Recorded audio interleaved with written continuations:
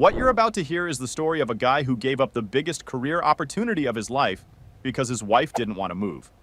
He chose her, chose the marriage, chose loyalty over ambition. And how did she repay him? She stood up at her father's birthday dinner in front of 20 people and told everyone he was mediocre, scared, weak. Said he'd come crawling back to her within days. She was so sure he couldn't survive without her that she basically dared him to leave. And my guy? He took that dare. What happened next is one of the most satisfying slow burns I've ever covered on this channel. My wife called me mediocre at her dad's birthday dinner and dared me to leave. So I took a job in another state and never looked back. I never thought a birthday dinner could end a marriage. But here we are. My father-in-law Frank was turning 65 and the whole family gathered at this steakhouse downtown. Nothing fancy, just one of those places with dark wood panels and pictures of cattle on the walls. About 20 people crammed around a long table, passing bread baskets and talking over each other. Standard family gathering. I remember the rolls were actually decent. That's what I was focused on. The bread and keeping my head down. Because Nicole's family dinners always had this energy where people were one glass of sweet tea away from turning the conversation into a competition. I was sitting there trying to enjoy my steak when my brother-in-law brought up his new promotion. Everyone congratulated him, asked about the salary bump, the title change, the usual stuff. He was eating it up. Good for him, honestly. I was happy to let someone else be the center of attention. Then someone turned to me. What about you? Still at the same place? Before I could even answer, my wife Nicole jumped in. Oh, he's perfectly content where he is. Aren't you? There was something in her tone. Sharp, like she'd been waiting for exactly this moment to make a point. I kept my voice neutral. The job's fine. Pays the bills. Her sister Megan wouldn't let it drop. Didn't you have some opportunity a while back? I remember you mentioning something about a bigger role. Nicole laughed. Actually laughed. He turned it down, said it wasn't the right time. I felt my jaw tighten. That wasn't the full story, and she knew it. It would have required relocating, I said quietly. We discussed it together. We decided together. She set down her fork and I knew where this was going. You mean I told you I wasn't moving and you agreed, because you knew this marriage wouldn't survive long distance? The table got quiet. People were suddenly very interested in their steaks. That's not fair, I said. I chose us. I chose this marriage. You chose the easy option. Her voice was getting louder. You were scared. Scared of change. Scared of the challenge. Scared of proving yourself. Frank tried to step in. Maybe we should talk about something else. She ignored him. You know what your problem is? You're comfortable being mediocre. You had a chance to actually do something with your career, and you chickened out.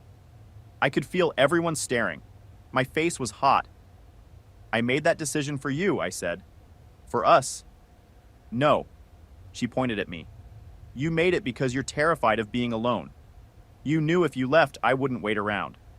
And you couldn't handle that. The whole table was dead silent. Even the waiter had backed away. I opened my mouth, then closed it. What was there to say? She just told everyone at this table that I was weak, that I was afraid, that I couldn't survive without her. She leaned back, arms crossed. If you want to leave, go ahead. Walk out that door. You'll come crawling back within weeks. Maybe days. Her mother gasped. That's enough. I'm serious. Nicole's eyes were cold. He needs me more than I need him. We all know it. He knows it. I stood up. My chair scraped against the floor, loud in the silence. I pulled out my wallet, threw down enough cash to cover my meal, and looked at Frank. Happy birthday. Then I walked out. I heard her voice behind me. See? Running away, like always. I didn't turn around, didn't respond, just kept walking through the restaurant, past the other diners who definitely heard everything, out into the parking lot. My hands were shaking when I got to my truck. Not from anger, from clarity. She thought I needed her, thought I was too weak, too scared, too comfortable to survive on my own. I started the engine and drove home. Our home. For now. My phone started buzzing before I even pulled in the driveway. Text after text. I didn't look at any of them. When I walked through the door, I went straight to the bedroom and pulled out my old duffel bag from the closet. Started packing. Clothes, toiletries, important documents. I wasn't grabbing everything, just enough. The phone kept buzzing. Calls now, not just texts. I let it ring. 40 minutes later, I was checking into a motel off the highway. Nothing special, but it was clean and cheap. $70 a night. The kind of place with a vending machine in the hallway and towels that were thin but folded. I could manage that while I figured things out. Grabbed a Coke from the machine, sat on the edge of the bed, and finally looked at my phone. 17 missed calls. Dozens of messages. First ones were angry. You're being childish. Come back here right now. You're embarrassing yourself. Then confused. Where are you? Answer your phone. People are worried. Then almost concerned. This isn't funny anymore. We need to talk. I didn't respond to any of them. Instead, I scrolled through my emails until I found the one I was looking for. 8 months old. The subject line read, "Exciting opportunity, still interested?" I'd saved it. Don't even know why. Maybe some part of me always knew this day would come. I'd read it probably 4 times after turning it down, each time feeling that sting of what if. And every time I'd close it and remind myself I made the right call. Marriage meant sacrifice. I read it again now. Senior position, different state, 40% salary increase, better benefits, room for advancement. I'd turned it down because she didn't want to move. Because she had her job, her friends, her family here. Because I thought that's what a good husband does. She just told a room full of people I was too scared to make it on my own. Time to prove her wrong. Hold on a second.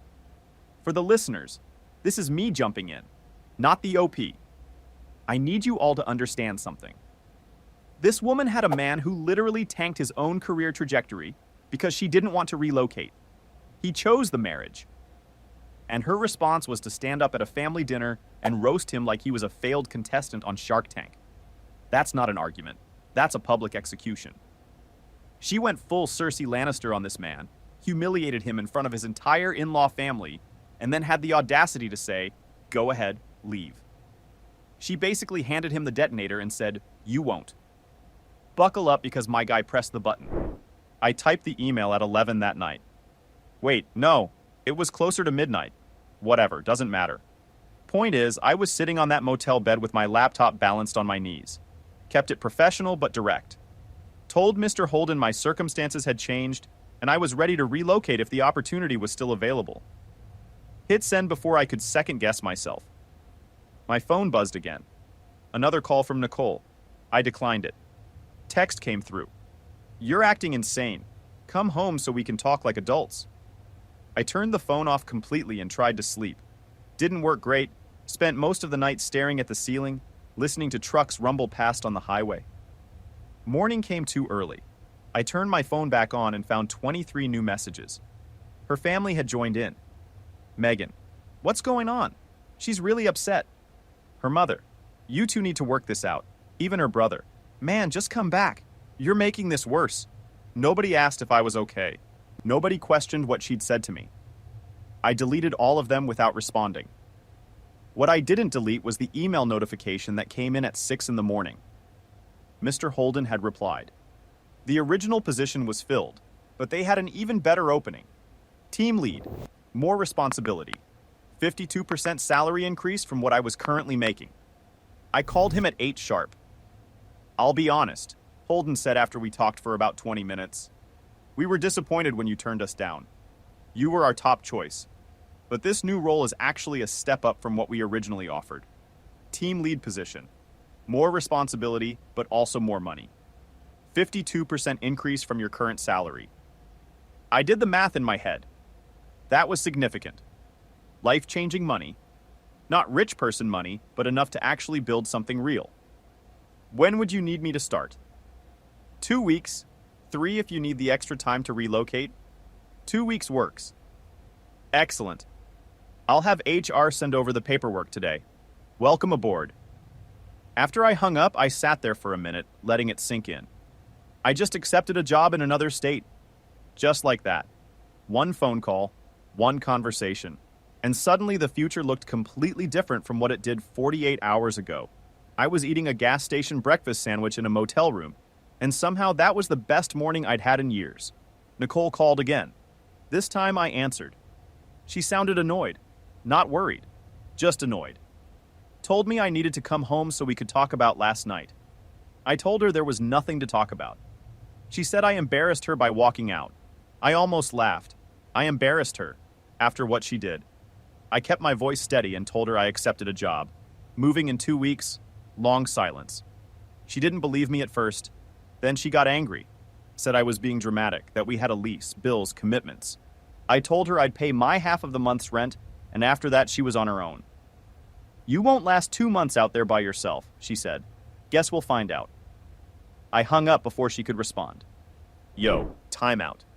Let me paint this picture for you real quick.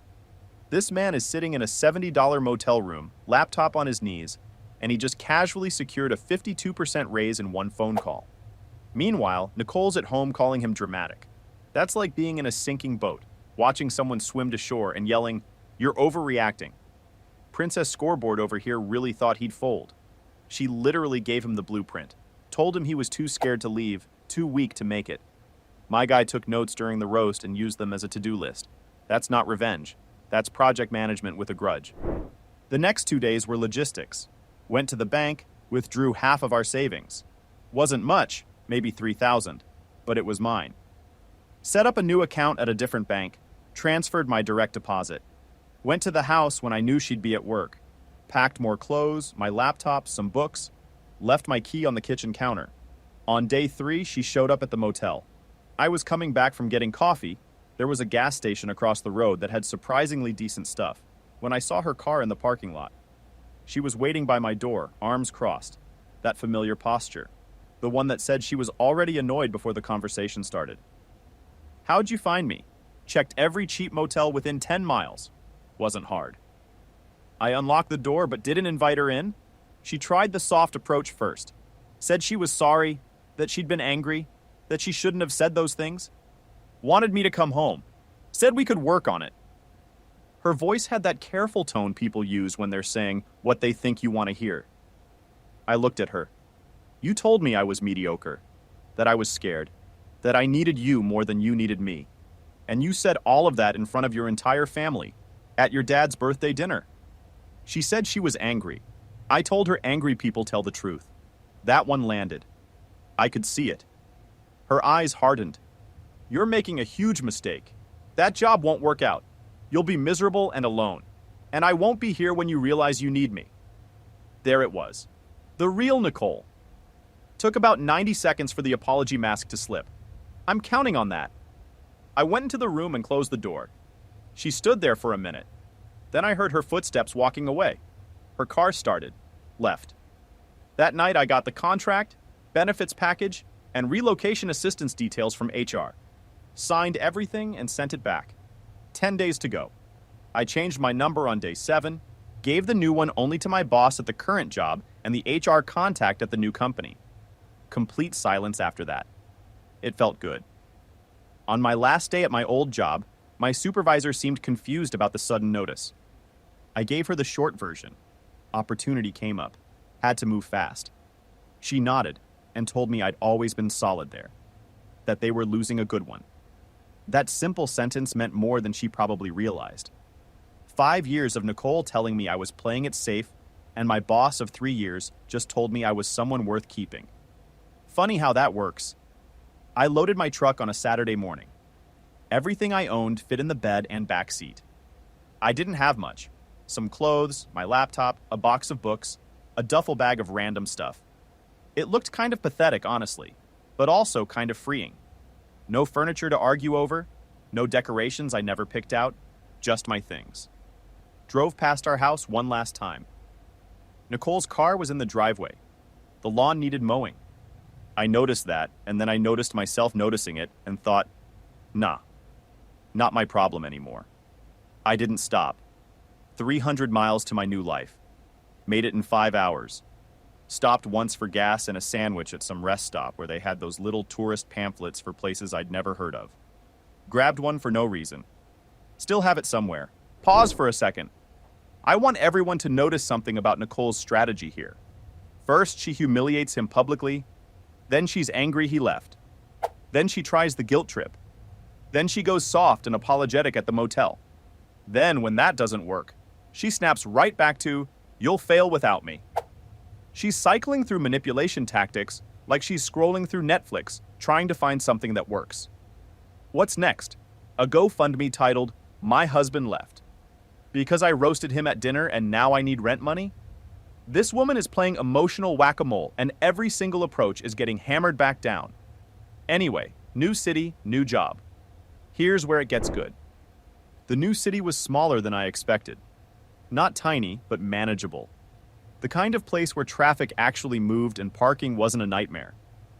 I drove around for an hour on Sunday just getting my bearings. Found a decent diner near the hotel, had breakfast by myself, read the local paper on my phone. Nobody knew me here. Nobody had opinions about me. It was the most relaxed I'd felt in months, maybe years.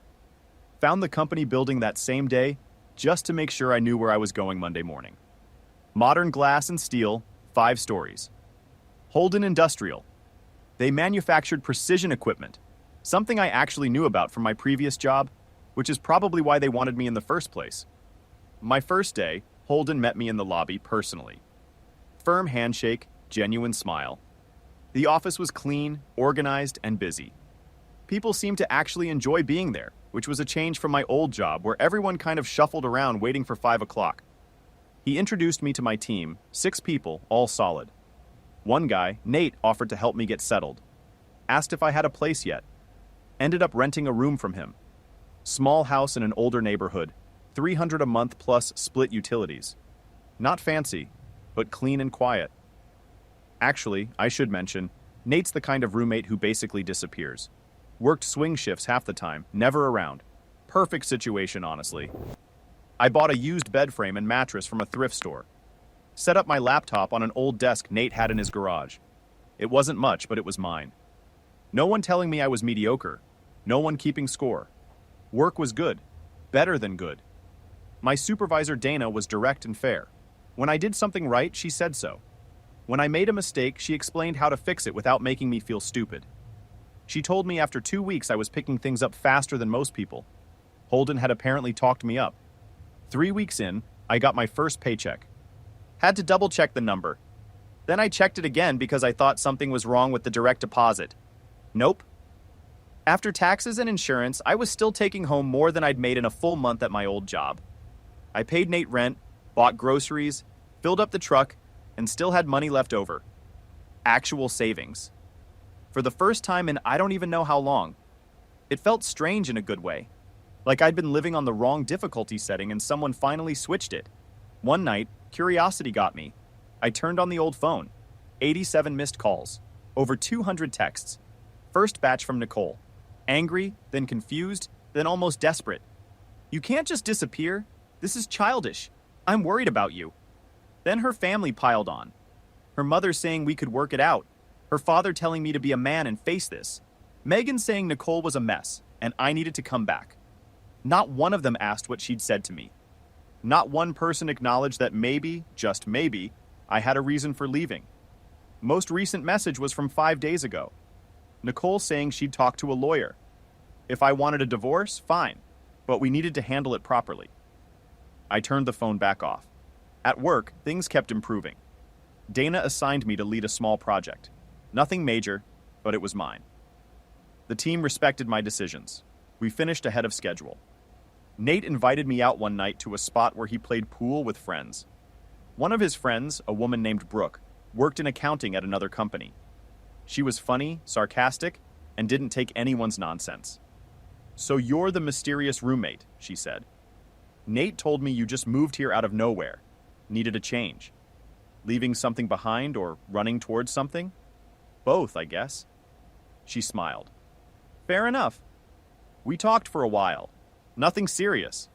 It felt normal in a way I hadn't experienced in years. Nobody keeping score. Nobody waiting for me to mess up. Wait. Let me jump in here because this part is important. For 5 years, this man lived in an environment where he was constantly being measured, graded, and found lacking. Now he's at a job where his boss tells him he's doing great, living with a roommate who minds his own business, and talking to a woman who just has a normal conversation with him, and it felt weird to him. That's how messed up his baseline was. Nicole had him so conditioned to expect criticism that basic human kindness felt like a foreign language. She turned this man's emotional thermostat so low that room temperature felt tropical. That's not a marriage. That's a hostage situation with a shared Netflix account. I found a lawyer through a coworker's recommendation. Straightforward guy named Mr. Shaw. I explained the situation. Pretty simple case, he said. No kids, no major shared assets, renting, not buying, vehicles in separate names, just splitting whatever savings existed and making sure debts were handled fairly. He could file that week. Do it, I told him. Gave him Nicole's old number and let him deal with her. 2 weeks later, Shaw called. She was contesting, claiming I abandoned the marriage, wanted compensation for emotional distress. I laughed. Couldn't help it. Emotional distress. Shaw said it was a standard tactic, her lawyer trying to scare me into offering more. He'd handle it. 3 days later, the messages started up on my new number. Someone at my old job must have given it out. Nicole texting me that I couldn't just erase 5 years, that she wasn't asking me to come back, just wanted help with the transition, that I was being cruel, that this isn't who I am. Her family found the number too. Her father saying I left her struggling financially. Megan saying Nicole had to get a roommate to afford rent. Her brother telling me I was better than this. I showed the messages to Nate one night. He read through them and shook his head. Classic guilt trip. She thought you'd fall apart without her. Come crawling back. Now she's realizing she needs you more than you need her, and she's scrambling. Shaw called again eventually. She was willing to settle. Wanted me to pay 3 months of her rent to help her adjust. No. He countered with a clean split. No money changes hands. Everyone walks away. Work kept picking up. We landed a major contract. Long hours, but satisfying.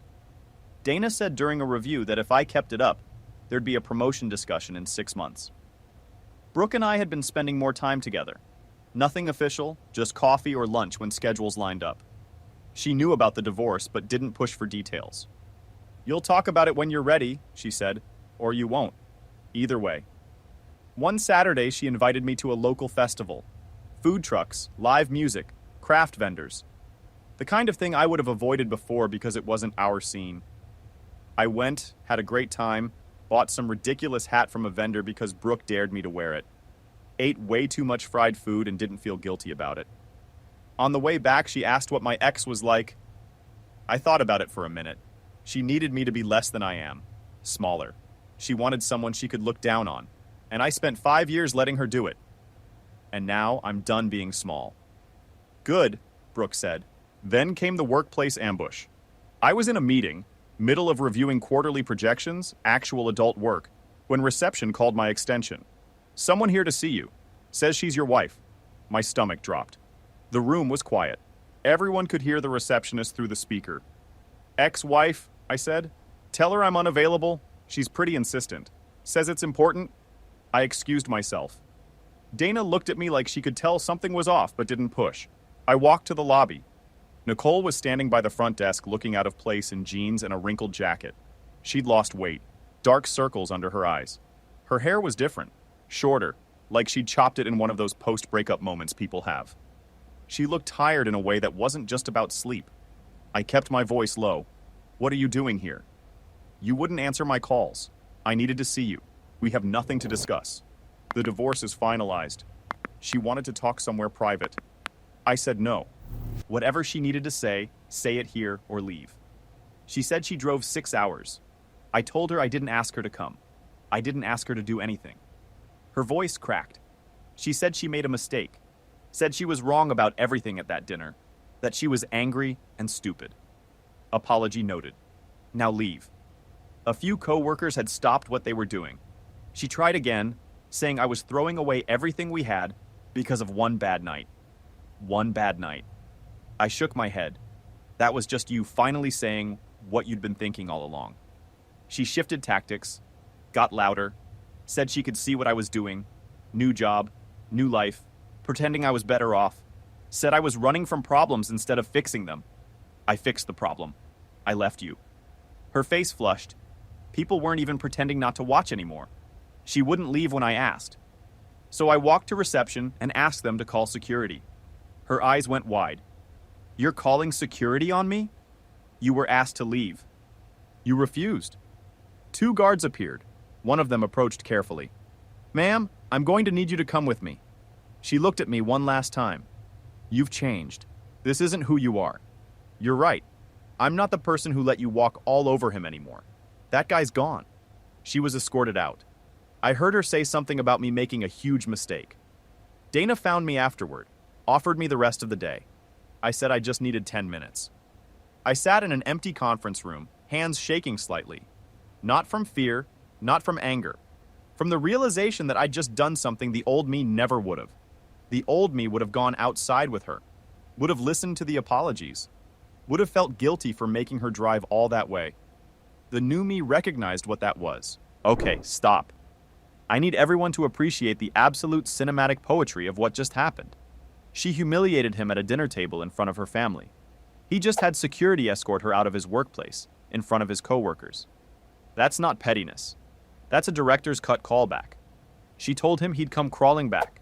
Instead, she drove 6 hours to crawl to him and got walked out by security. If karma had a highlight reel, this clip would be the thumbnail. Nicole showed up thinking the old software was still running. Ma'am, there was a firmware update. That operating system got deleted. The recycle bin got emptied. There is no recovery mode. Anyway, let's see how this wraps up. Final update. That evening, Nate and I met up with some friends, including Brooke. She asked about what happened. I told them. And you had security walk her out, Brooke said. I asked her to leave first. She refused. Brooke raised her cup. I'm buying your next round of food. That took guts. Didn't feel like it. Just felt necessary. Nate leaned back. She's going to tell everyone you're the bad guy now. You know that, right? Let her. Anyone who knows the full story knows better. My phone buzzed. Unknown number. That was cruel. She's devastated. Probably Megan or her mother. I blocked it. Another text from a different number. Same energy. Blocked that one too. Then a message hit my work email. Subject line, you'll regret this. One sentence inside. When this job doesn't work out and you have nobody, don't come looking for me. I forwarded it to Shaw. He said it could qualify as harassment. Save everything. If it continues, restraining order. Brooke walked me to my truck afterward, asked me a direct question. Are you actually over her? Honestly, I think I've been over her for a while. Just didn't realize it until she gave me permission to leave. She didn't give you permission. She dared you. Same thing. Brooke shook her head. No, it's not. Permission means you needed her approval. A dare means she didn't think you had it in you. Big difference. I thought about that. Either way, I'm done. Good. Because I like this version of you way better than whatever you were before. Months passed. Life settled into something I didn't even know I was allowed to have. Steady, calm. Shaw sent me the final divorce decree. Official stamp, judge's signature, the whole thing. I filed it away in a drawer and went to work like any other Tuesday. Dana called me into her office that afternoon. Promotion offer, senior team lead, 18% salary increase, managing 2 teams instead of 1. She slid the paperwork across the desk and I read through it. The numbers were solid. The responsibilities made sense. I signed it right there. She shook my hand and said Holden specifically approved it. I moved out of Nate's place into a small house I was renting on my own. Nothing fancy, but it had a yard and a garage. Space to breathe. First night there, I just sat in the living room on a folding chair I hadn't replaced yet and ate takeout in the quiet. It was the best meal I'd had in a long time. Brooke and I had been dating for 2 months by then. Nothing rushed, just letting it develop naturally. She met my coworkers. I met her friends. We fell into a routine that didn't feel like a routine, more like something we both actually wanted to be doing. It felt easy in a way my marriage never did. No scorekeeping, no tests, no performances. One night over dinner, she asked if I ever thought about Nicole. Sometimes, I said, not often. Mostly I think about how different things would be if I'd stayed, and how grateful I am that I didn't. I pulled out the old phone one last time. 100+ messages I'd never read. Scrolled through without opening any. The last few were all from Nicole. Most recent from 3 weeks prior. I know you've moved on. I see it on social media through mutual friends. I'm happy for you. I just wanted to say I'm sorry for how things ended. You deserve better than what I gave you. No demand for a response, no guilt trip, just an acknowledgement. I almost replied. Almost. But what would I say? Instead, I turned the phone off and put it back in the drawer. A year after leaving, I was sitting on my back porch with a coffee, watching the sunset. Brooke and Nate were coming over for dinner later. I'd just finished a major project that took 3 months. My phone rang. Unknown number. It was Frank, Nicole's father. He apologized. Said what happened at his birthday dinner wasn't right, that he should have spoken up, that he never believed what she said about me needing her more than she needed me. Would have been nice to hear back then, I said. I know. I'm sorry. Apology accepted. Is that all? That's all. Take care of yourself. He hung up. I sat there for a minute. Part of me appreciated the call. Most of me had already moved on. That chapter was closed. Brooke and Nate arrived an hour later. We grilled burgers, argued about which movie to watch, stayed up too late. Normal stuff. Good stuff. Later, after everyone left, I threw away the old phone. Didn't need it anymore. Didn't need the reminders. She said I'd come crawling back within weeks, that I couldn't make it alone, that I needed her.